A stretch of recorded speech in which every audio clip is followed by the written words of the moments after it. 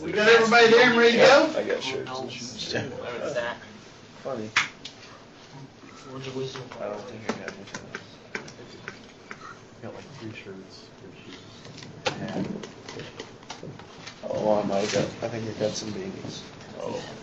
Which it hasn't been cold enough to wear. Yeah. It's gotta be like 15 degrees for me to wear a hat. Oh, yeah. It's gonna be like 15 degrees for me to wear clothes. Yeah, look at that. Weird. Yeah, I was in Wisconsin one morning, it was 3 degrees. All right, what's this show on the road? We finished up the section on relativity, so we'll be moving on. The next thing to start dealing with is atomic physics. However, a couple of things about atomic physics, one of which is that when we get to quantum mechanics, we're going to have to know probability distributions of probability. And in our curriculums nowadays, they're not 156-hour degree plans, but we still have to learn all the same things. So that means that courses like statistics and probability no longer may be in degree plans, even though it's a requirement of engineering somewhere, but it doesn't actually have a course to get fitted in. So we need some information on that, and I don't find the students know what they need to know. I can just assume and go ahead and beat you on it, but instead I think we should probably cover some of it. So the next set of notes deals with that, and I will add to that. You need to know something about a Poisson distribution, you need to know a binomial distribution, and you need to know a Gaussian distribution when they're relevant. Also, you need to know something about the nature of atomic theory, kinetic theory, which dealt with gases and dealt with heat engines and such, and how atomic physics came into being. And although in theory we had some of that, and I derived the idea of gas law and so forth in freshman physics, we don't have as much as you should because we don't teach 3-semester freshman physics course anymore. Those stopped about the time I went to college, so that's just part of the way it is. So we're going to go back and look a little bit at the nature of things like specific heat and PV equal nRT and ideal gas laws and PV diagrams and what they tell us about the nature of what's going on internally, so we understand things like black body radiation theory and why Einstein in 1905 was still working trying to actually do the first conclusive proof that atoms exist. Now they'll tell you Dalton did it in chemistry, but that's true. Why did the Germans not believe in atoms in 1905? And that's because it was not conclusive. It's conclusive in hindsight. All right, so to understand chapter 3, 4, 5, you need to understand a little bit more than what we had. So I will send you some more stuff to augment your book. But first things first, I'm going to start with simple things, which is how to calculate an average out of the measurements. Some of you guys have already measured your wavelengths of your laser and made your repeated measurements. How to calculate a standard deviation and how that connects to probability. So I'm going to start with one that's not in your notes for a problem to be solved, although I would expect you to be able to do it. And that's something that looks like this. You're given a set of measurements, and I made them simple because I want them to be simple numbers to do. And the numbers are 1, 2, 2, 3, 4, 6, 6. So guys rolling dice, let's say. And somebody says to tell them the average of that measurement. If you're doing an average of a measurement, the way most people think about it would be what? How would you do that? Add them all up and divide. Sum them all up and Divide. divide by the number. And that's a perfectly good way, but it turns out it's not the most convenient way to do it if you have a large number of measurements. But it'll get us started, and then we can work from there. So one way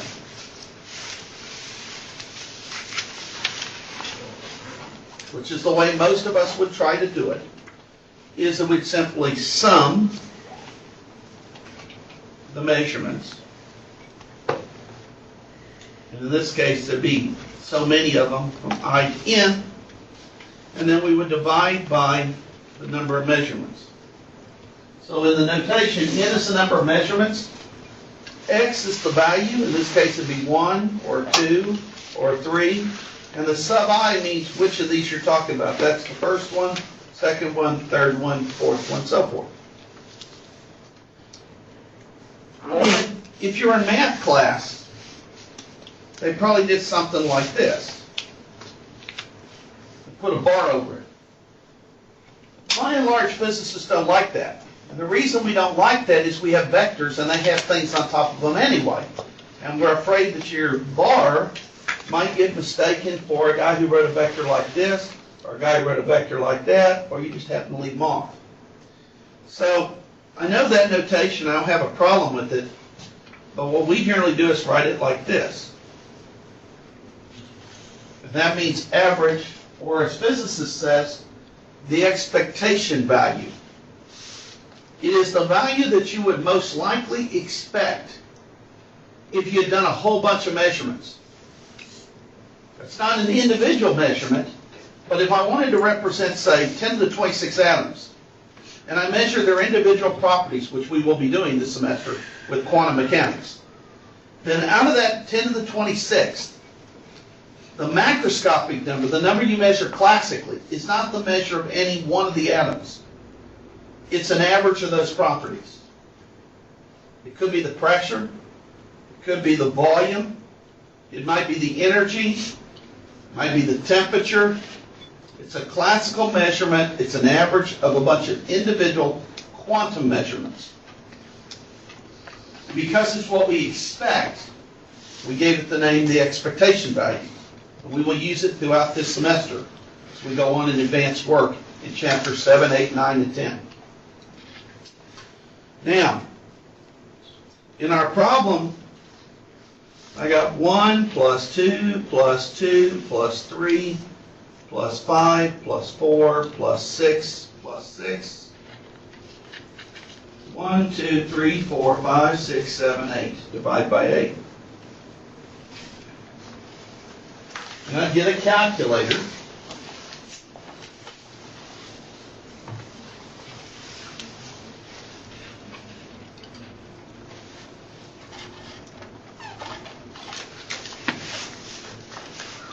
And I get 29, and then I would divide by 8, and I get 3.63.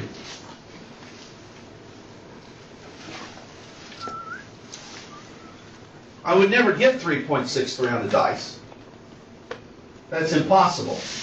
But the classical measurement of the quantum mechanical results would be 3.63. So for instance, if you're measuring the resistance in a material, you may never get what's actually going on with the atom. You get a classical result. We ignored things like that in the past because we didn't build single electron transistors, but we do today. So things like V equal IR, Ohm's law, is a classical average. If you're building single atoms and you're only getting these, it isn't the way the device works, and you've got to throw that out. You start working from first principles, which is what's making new device. The good news is it means you get all sorts of new physics and all sorts of new devices that you can build. The bad news is if you don't know this stuff, you can't compete in the marketplace. Now, while you could do this if you had a few, this gets quickly out of hand if I made like 560 measurements of a roll of the dice. But there are really only 6 numbers that can come out of a regular dice. 1, 2, 3, 4, 5, and 6. So I should not have to add more than 6 numbers up. What I need to know is how many times did I get a 1? How many times did I get a 2? How many times did I get a 3? And so forth. So, although this works, this is not very convenient when you have a lot of numbers. And boy, when you talk about atoms, you're going to have a bunch of numbers. So, I want to look at it in another way of counting.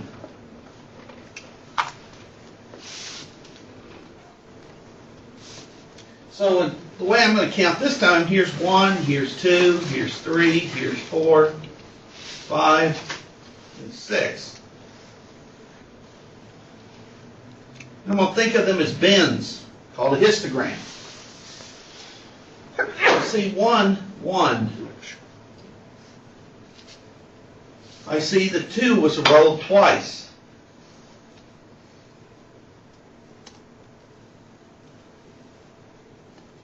I see the 3 was rolled once. I see the 5 was rolled once. The 4 was rolled once. And the 6 was rolled twice. So instead of doing what I did, I could have got the same thing by changing this approach as follows. Back out a little bit. I could have told you the number of times that you rolled a particular one. 1 times I got a 1. 2 times 2. 1 times 3. 1 times 4. 1 times 5. And 2 times 6. And then I still divided it by 8. And I would have got the same answer. Now, this doesn't seem to be of much help right now, and that's because there weren't that many rolls. But if this number had been 2,000, it would be faster to multiply 2 times 2,000 than add 2 plus 2 plus 2 plus 2 plus 2 plus 2, 2,000 times. And if there were 10 to the 26, even more so. Besides that, we can take the number and divide by the total number here and get a new interpretation of this formula. If you do that, I get 1/8 times 1, 2/8 times 2,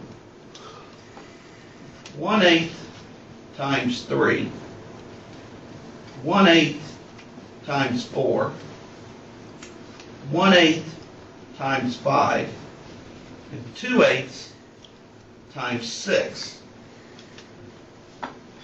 These numbers are the value of the number of spots on the dice.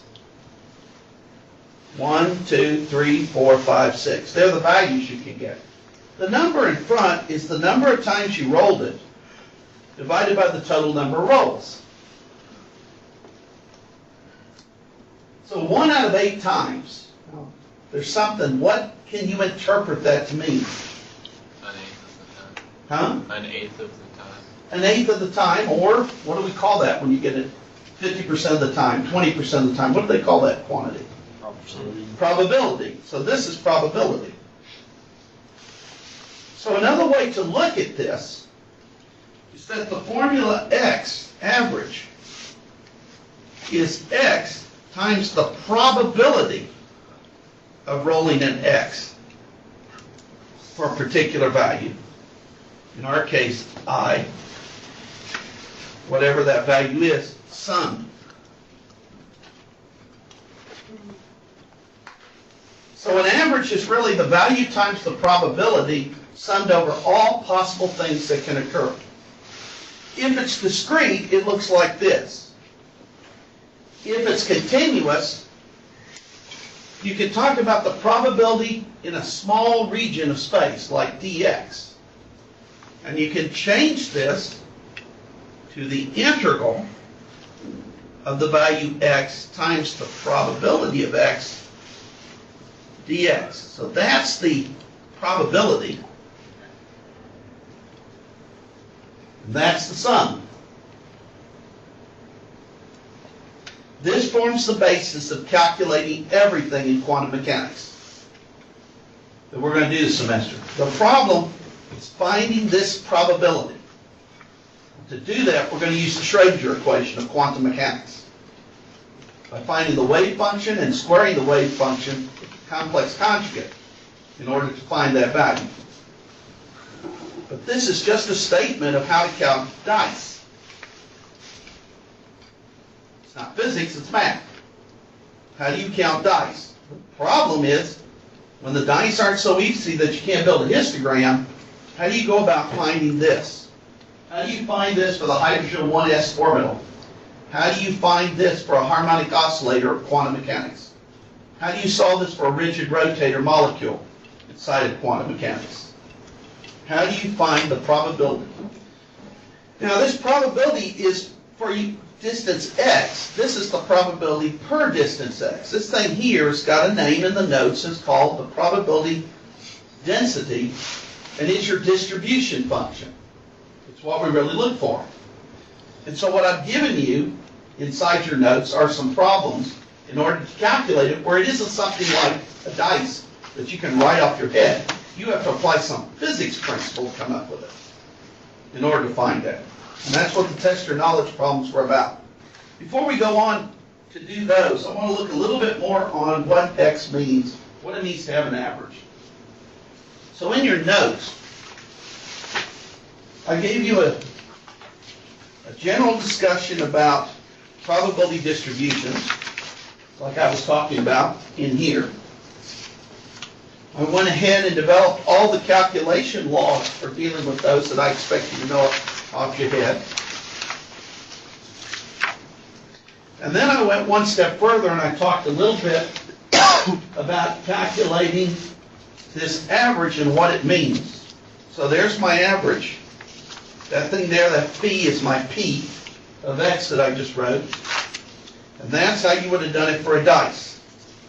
There's the probability per roll. There's the value of the roll. There's the total value of spots that you would have gotten.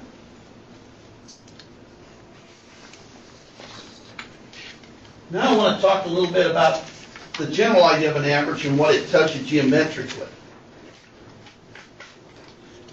So, I have a measurement made in the lab. And two people measured it. One measured these circles. And the other measured these squares. And if you followed what we just did, if you did the distribution, and you calculated, they both get the same value for the average. But they're not the same type of measurement. So it brings the question of what does an average actually mean? An average, by definition, is something that when you subtract the average, this number, from the data points, find a new quantity, a new X, which is this value, X minus X bar, and you average that, you get 0. That's how you determine X bar. Now, let me show you graphically what I'm talking about. What I'm saying is that if you had some points like this, this, this, and that, let's say. Let's say that they were measured. These points happen to have the value 2. Both of those points here had the value 4. What would be the average? 3. You can just look at it and you know it. Well, what the average is that if you take a line, say like this line here,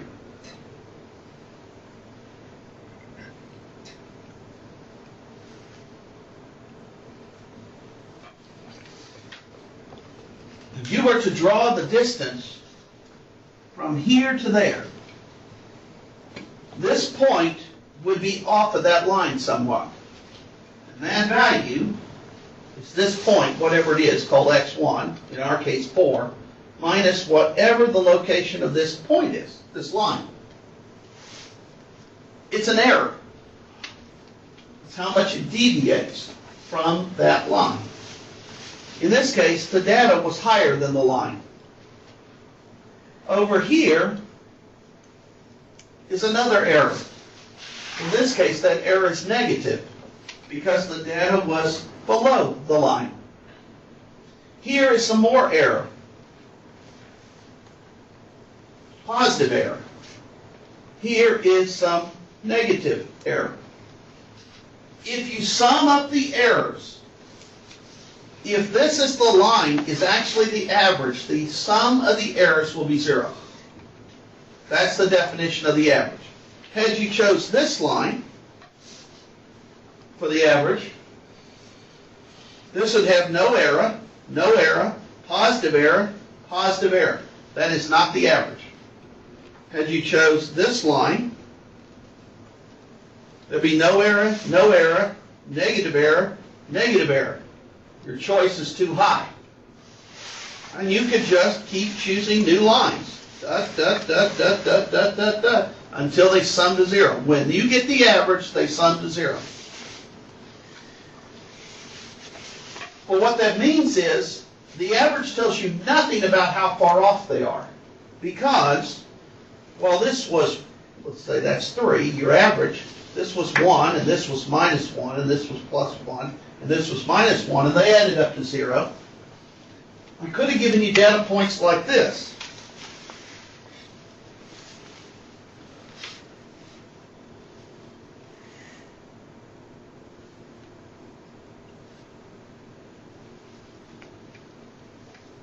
And the errors for that would also equal 0.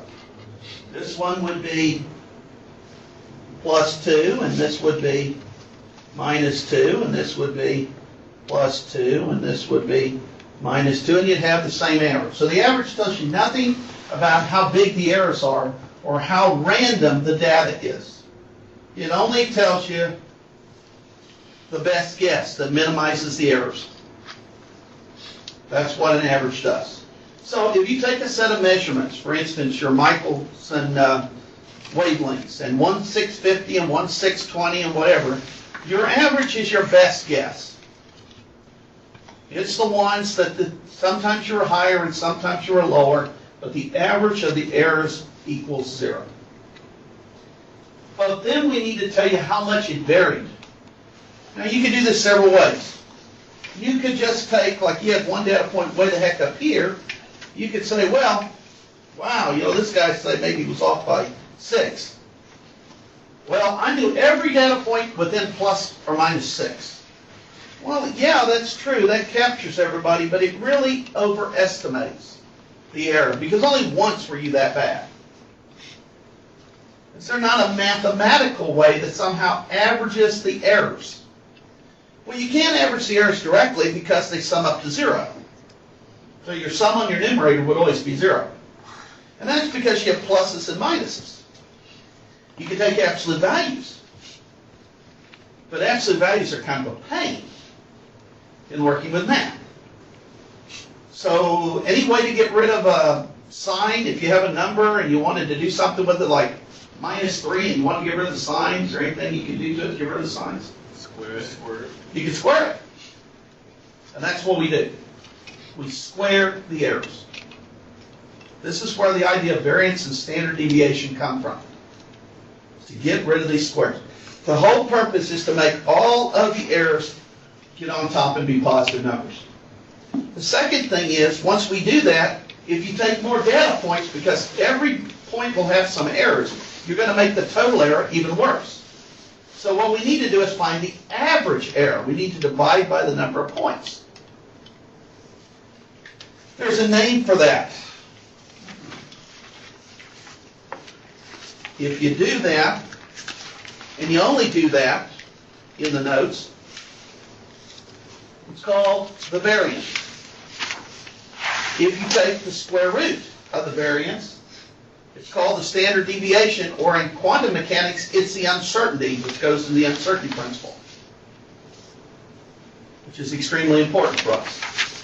It is the uncertainty in your measurement. So when you say, I measured 630, it shouldn't be that. It should be 630 nanometers plus or minus something. And that something is this thing that you have to calculate.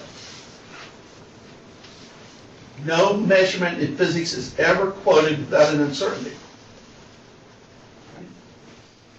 So, with that being said,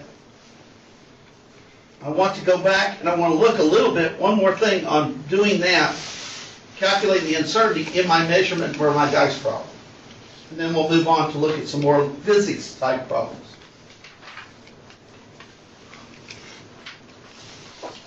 So I remind you, there's my data. If you didn't have it written down, and I don't. There's my best guess, 3.65. 3.63. And now I want to know, it's 3.63 plus or minus what? I want to calculate my standard deviation. Now there's lots of ways you can do that. If you're doing discrete things, what people will usually do, if they don't have too many numbers, is they'll do something like this. They'll make a table.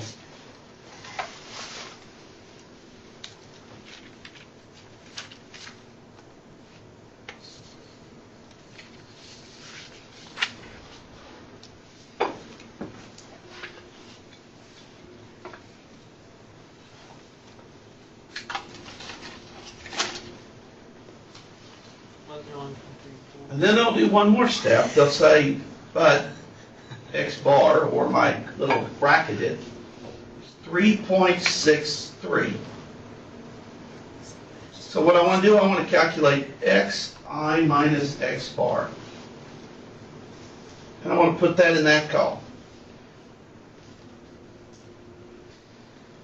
So 1 minus 3.63 is minus 2.63, minus 1.63, minus 1.63, minus 0.63, gotta do harder things right now. So let's see, 3.7, 1.37, 2.37, 2.37.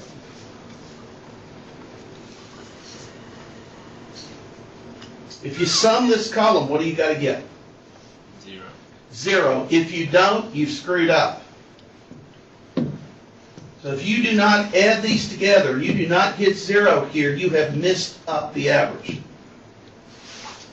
Check it out yourself. It's a good check.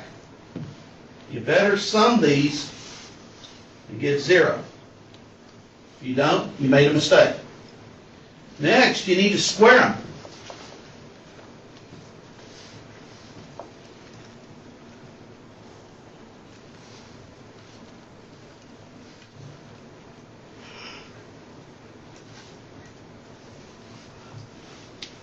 .92.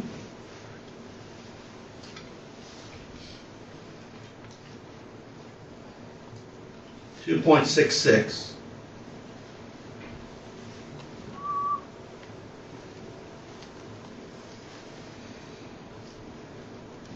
0.397.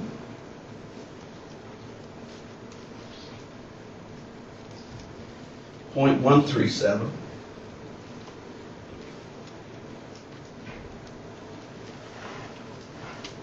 1.88. I believe that was, what was that? Yeah, 2.37, 2.37. 5.62.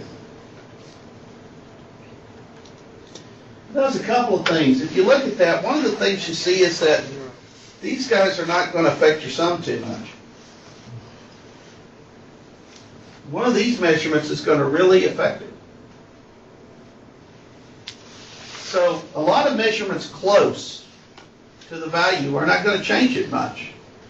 But really large deviations will affect a lot. So this represents a precision. If I have a number that differs a lot from what I calculate the average, I'm going to want to go back and check that data point.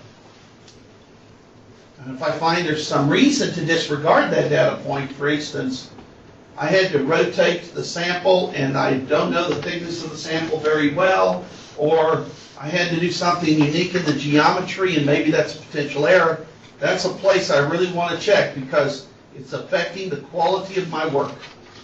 And I want to make sure that what I'm presenting is accurate and truthful. If it really is this, I want to present it. But if it's not, I don't want to say I did shoddy work when I did not do shoddy work.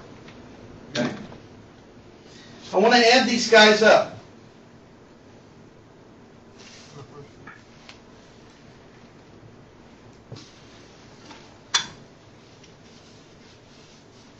It's on the first column, I need 0.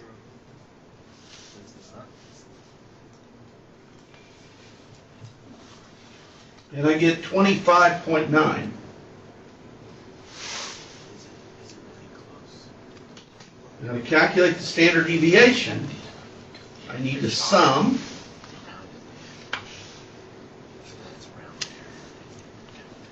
squared. That's what this was.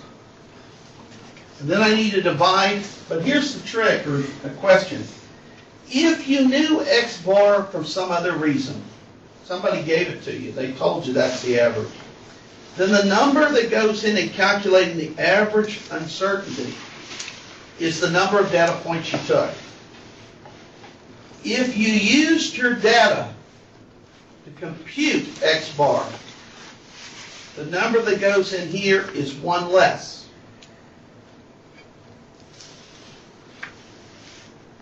We went over this in 122 in freshman physics when we required y'all to to do lab work. The reason for this is, if you know that, for instance, the average is 3, and this data point was 5, and this data point was 2, no, maybe 1, sorry, and this data point was 5, and I had one more data point, what value does it have to be? It has to be the. Huh? It has to be 3. I mean, not 3, 1. It has to be 1. It's not 3 anymore. This data was determined by those points, or look at the other way, this determines the last point. So the number of free parameters you had were n minus 1, not the number, that's why. Now if n is 52 million, it doesn't make a difference. That's why there are different values in Excel and your calculators for calculating averages. But if n is 4, it does make a difference. Because dividing by 3 and dividing by 4 is not the same thing. So for very large numbers, you can just ignore this subtraction. And a lot of times people are taking large data sets, they do that. But if you're taking, in most of your cases, 5 measurements of your Michelson interferometer, you cannot say that 5 and 4 are the same.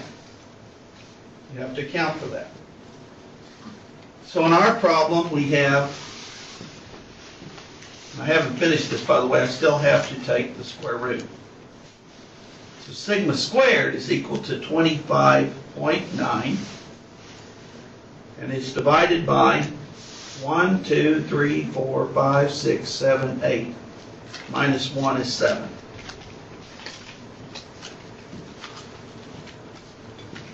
$3.7.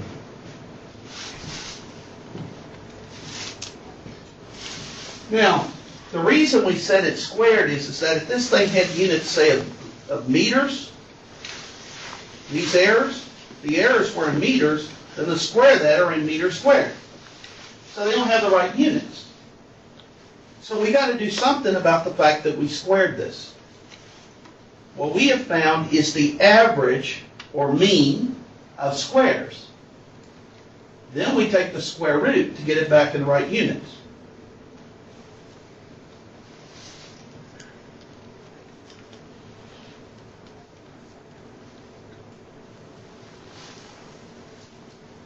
And we get 1.92.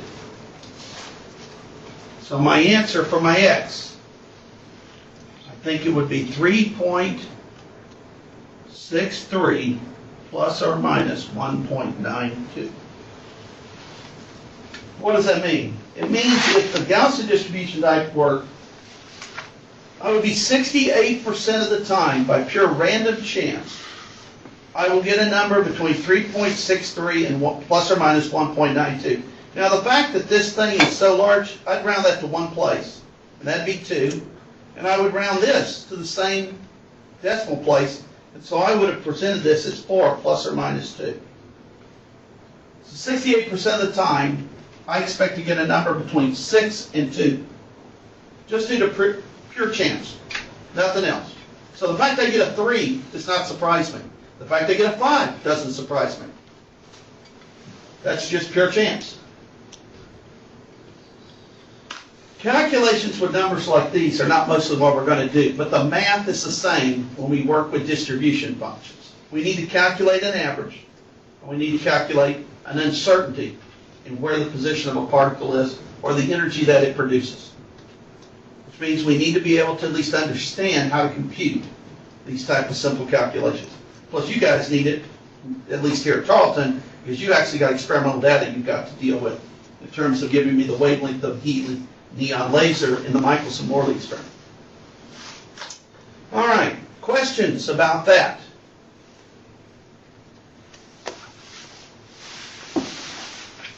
Questions at Prairie View?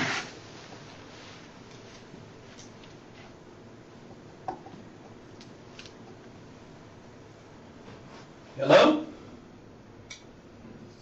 No. I'm not hearing anything. Let's see. I'm not muted. I'm not hearing anything on your end. Is your mic muted? All right, so are we good or are we down? I got some thumbs up. I can't be sure if I got some thumbs down. All right. Bottom line is your next homework set, you're going to have some experimental data. Basically, I'll probably take them out of Iceberg and Resnick's modern physics text, and I will send those to you. So you need to be able to do that. Okay? One other thing in that section that's really important. These type of calculations, you can see, can get to be kind of cumbersome. Because you got to do all of this stuff, and if we wanted to do that, we'd have been accountants. All right, so we don't really enjoy summing up a bunch of numbers. Is there some way, especially for continuous distributions, to make this thing easier? And the answer is yes. Although the formula comes from this. Take the difference between x and subtract the average, square it, and then find the expectation or average of it, and then take the square root. That's rarely the easiest way to work the problem. You can show with some math, I don't expect you to, but you can show with some math that that is the same as this. And it turns out this is easier to use in most physics problems. It says the variance, the square of what you want to find, is the average of the spots squared. So not the value of the dice, but the square of the dice values. Find its average and subtract your average value for the dice and then squared. And be careful. That squared is inside this. That's each individual unit. Right, so this would be like first you would square 1 and call it 1, square 2 and call it 4, so forth. This would be 3.63, and then you would square it. So it makes a difference whether you're calculating the average of a square or the square of an average. So these are not the same thing. If they were the same thing, you get 0. It turns out calculating the average is usually easier, so you can calculate this easier, and you calculate this easier, then you can subtract two mathematical functions that may not be so trivial. For instance, you might know what the integral of sine squared is, but you might not want to have to integrate the difference between sine squared and minus 3.7 over some domain. One other thing, this thing here, where you take the root of the mean and average of squares, has another name. It's called RMS. So when people talk about what's the RMS voltage, what you're asking is, what's the standard deviation? The standard deviation in a wall socket is 110 volts. The average is 0. On average, you're totally good. Unfortunately, your tongue's going to twist one way and then the other way and then back and so forth. But on average, you're good.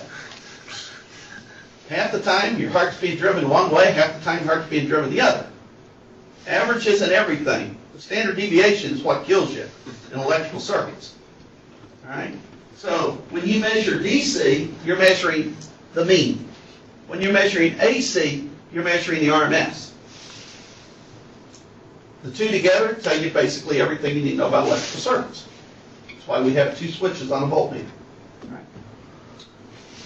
All right, with that, let's look at some of the test your knowledge problems I assigned you.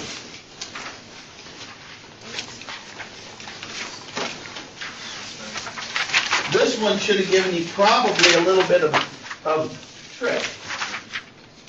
Because in this problem, you have a particle trapped in a box. And this is a very famous physics problem. There are probably 5 problems physicists can work. They can work a free particle. It goes to a straight line at constant speed. Quantum mechanics is described by a plane wave. They can solve a central force problem. That is a problem that conserves angular momentum. Gravity is an example of that. Coulomb's law is an example of that. They can solve a rigid rotator. That's a problem with 2 balls attached to a rod that spin. We use that both in quantum mechanics and classical physics. You can solve a harmonic oscillator. That's a spring. We know Hooke's springs really well. We're good at it. All right? And we can solve this particle that's trapped. Those may not seem like much, but I can describe almost everything I need to know as a working physicist from those models. So we know these models well. Everything else is really hard math. All right? So if I want to describe, for instance, how an atom, let's say, well, you make an atom, let's make an alpha particle, it's trapped inside the nucleus. I might use this. If it's trapped, it's stuck, bouncing back and forth. If I wanted to describe an electron tightly bound in a solid state device, I might describe it like this. It's confined, it's trapped to the atom. It can't get out. This particle in a box is used for lots of things, and we're going to come back to it again and again and again. And I will expect you to know the quantum solution of it off your head and its energy levels before we're done. All right, so we're going to deal with this guy a lot. For now, we're going to deal with it like it's a classical particle. Is there ever such a thing with infinite walls? No. It's a mathematical approximation. No such thing as infinite walls. But this sucker has it. It's a physics dream. All right? So, infinite wall, particle is completely free in here, comes flying along at speed v, hits the wall, turns around, comes back at speed v. Hits the wall, comes around, speed v. Constant speed inside here, no forces. Can't get out. Infinite force here, infinite force there. Now I want to find something that I probably could guess off my head. What is the probability that you're located in any particular part of this box? For instance, in part B, I'm going to ask you, what's the probability you're in this half of the box? Anybody want to guess? 50%. Huh? 50%. 50%. Total logic. Okay?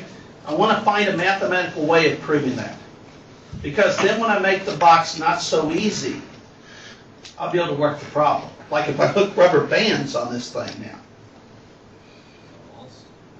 That will change the answer. It will just be the size of the box. And to do that, I got to figure out this probability. So I give you the following idea. The probability of finding this ball in this box, assuming you can't see it, there's a bunch of them in there. It's going to be related to the amount of time it spends at any one location. So if it spends a lot of time somewhere, you're probably likely to find it. If it spends almost no time there, you're not likely to find it. So consider this with students, okay? The odds and probability of finding you in the library is damn small. The probability of finding you at a bar is pretty high. It doesn't matter the size of the library, and you can even probably change the size of the dance hall down to C limits. But I bet you that probably works out for some of you. Now, for some others, like my son, it would be the inverse of that. All right, so different people have different things. But the point being is time is one way that we might be able to work this. So I'm going to claim that this probability is proportional to the amount of time that you spend someplace. And yet, when I do this problem and try to find you, I'm going to go over space. So what I'm going to do here is going to say, okay, but then that should be proportional to dt dx dx.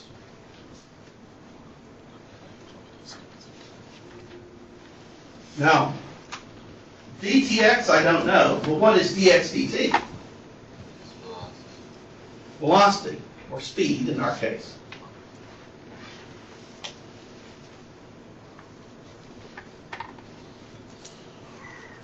So I claim that the probability distribution per a small delta x is inversely related to how fast you move. If you're moving slow in a region, like over here, you'd spend a lot of time there. And if you come back over here and you went real fast, you'd spend almost no time there, and I'd almost never find you. Now in this case, the ball goes back and forth at constant speed. So that's just a constant. What's this? Now that's proportional. That means there's some constant in here that I didn't write down. It could be constant like 7. It could be the square root of 3. How am I going to find that constant? If I integrate over all space, what's the probability I find the ball? Huh? 100%. 100%, which means when you write this out of percent, it's 1. So if I integrate this function over all space, it always must equal 1. Physicists don't say it's the equal 1 condition. We say it's the normalization condition. We normalize the probability distribution. So I'm going to write this with a constant, and then I'm going to integrate it and make it equal to 1, and then it'll enable me to find the constant. So this is going to be equal to some constant. I'll call it A. That's my probability, dx. So if you're looking for the probability distribution, I really shouldn't have wrote that script. I should have wrote it flat. If you're looking for this as a distribution, it's going to be just that part, and then you're going to integrate it by dx. Oops, I lost that. That's B. My fault. My fault. And this will be true when you're less than x is greater than 0 and less than L. What's the probability it's out here? 0. What's the probability it's out here? It's also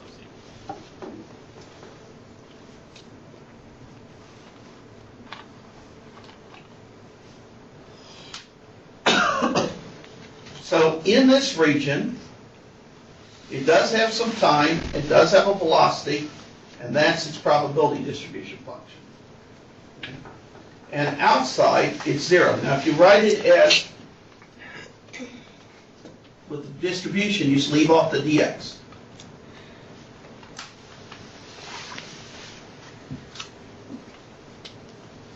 Why do you leave off the dx? Why do you leave off the dx? Is because the probability distribution is the derivative of the probability with respect to x.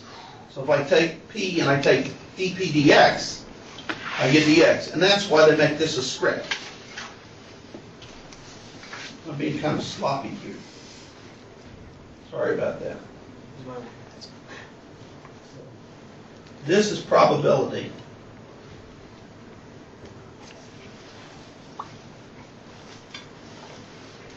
This is dp dx. That's probability distribution, which is what they asked.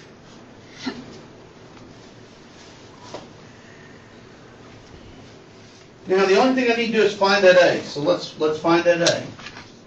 The integral from minus infinity to infinity of p of x dx has to equal 1.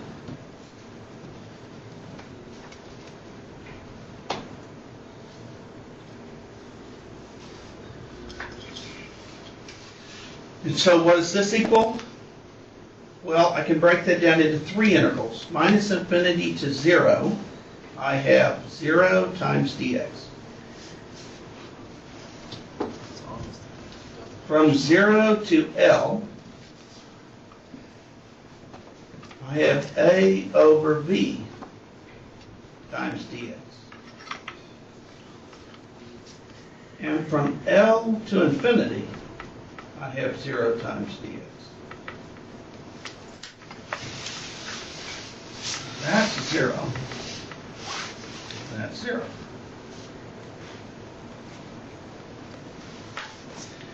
The A and the B are constants. What can you do with constants? Pull them. So I get A over B. What's the integral dx? X. X. And you're valuing it from 0 to L, so what's the value of that integral? L.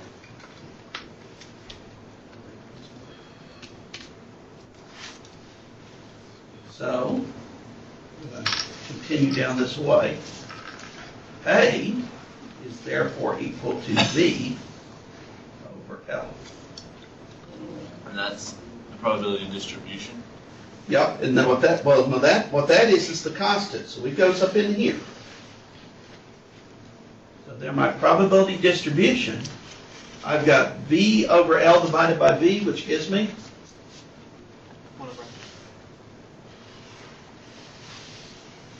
1 over L.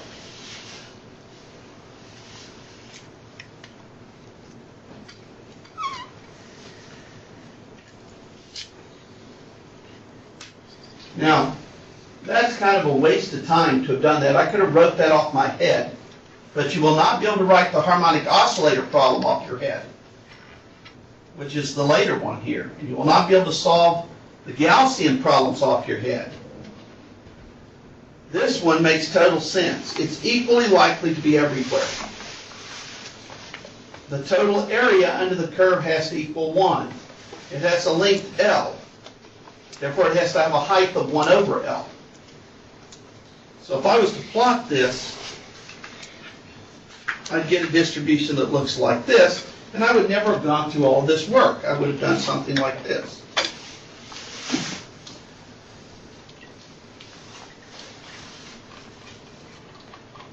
This thing goes up to L. It has no probability here. It has no probability there.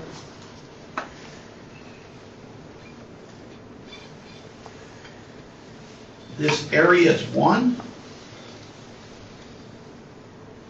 This length is L, so this height had to be 1 over L. And there was no need to do all of that fancy math to prove that. If you want to find the probability of finding the box anywhere, then basically what you do is you calculate the average with it. So the probability being in here is the area of that size of the box. So if you take half the box, you have half the area. If you take 3/4 of the box, you'll have 3/4 of the area. You don't need much difficult math because this is such a simple shape. If this was something a little more interesting,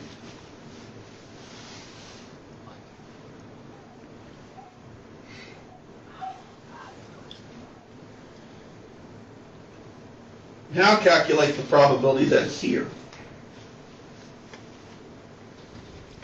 Then you need the calculus, because it's not such a thing to do. All right, see you guys next time.